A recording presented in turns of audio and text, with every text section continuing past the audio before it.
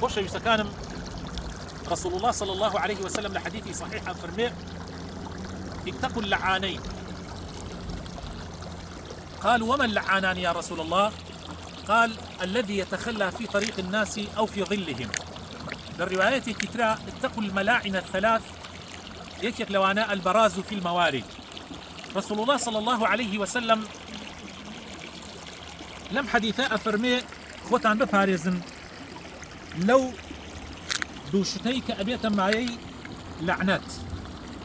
خوتان بباريزن لو دوشتيك أبيتا معي لعنتينان وتيان أو دوشتتشي أي بيغمري خوا فرموي أو كسيك لسر يقاوباني خلقية داز بغينتا أو يان لا خورتاو لو شون عليك دنيا خورو سيبريكي لجيري سيبركيا لشوني سيبركيا أو دسجينتا أو يا أتواني بيجي لزستانانا خورتاو شجرتوا كشوني كخشوني إسراحتي خلقية ألو شونا أروادا سجينتا أو لحديث كتيرا أفرمي السيان يعني إتابة سيان في غمري صلى الله عليه وسلم الروايات كتير أم هر تقريبا توان بلا هر أم حديثية بس بالروايات كتير أفرمي سياشر أفرمي دس بقى وجاندن يا بيسي كدن لو شوني كخلق آبي لأكا يعني مثلا إذا أم شوني أو آبي لأبا